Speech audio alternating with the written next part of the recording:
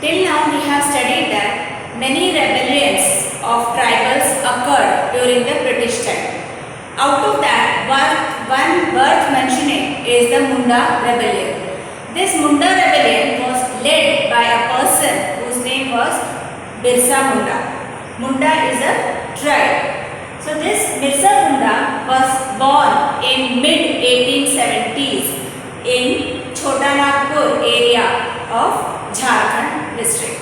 Now in Jharkhand there are many forests and various different names are given to various forests. So out of that one is Bohonda forest.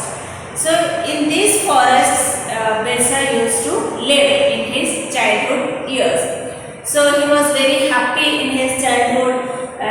He used to graze sheep, then he used to play flute, then he used to play in the akhadas. Akhada means where kushti is done. So with other children he was very happy and he was living in the nature.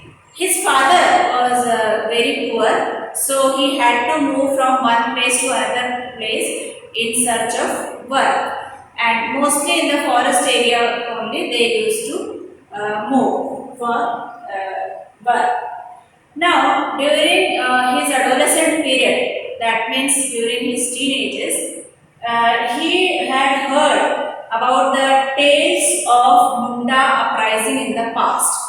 He had heard that the Mundas rebelled against the British in the past, and he also saw that the leaders who belonged to their tribes at present, they were also talking about such a similar revolt and they wanted that such a revolt should occur in this time also.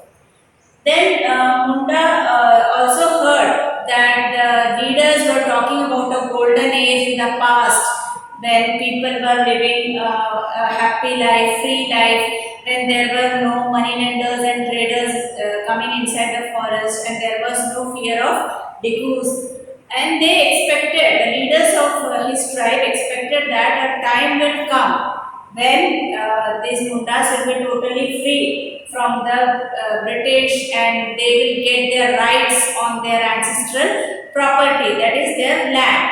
And these people considered themselves as the descendants of the original settlers. So the Mundas believed that the settlers who came and settled in this area are the original inhabitants and they are their descendants, so they have the legal right over the land. And they also wanted to win back the kingdom or their own forest.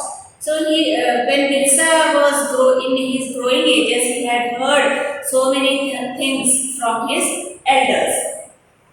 Then when Birsa was studying at that time, many Christian missionaries had set up schools in the tribal areas. So Birsa studied in such a local missionary school that was run by the Christian missionaries. And he had heard teachings, sermons means teachings of the Christian religion, and there also he had heard many times that the Mundas can win back their kingdom and it is possible for them to win back their kingdom, but for that they have to be pure Christians and they have to follow Christianity and they should be good Christians and they should give up the bad practices. So if they do all this, they can win back their lost right and they can attain the kingdom of heaven. So that is what the Christian missionaries taught him.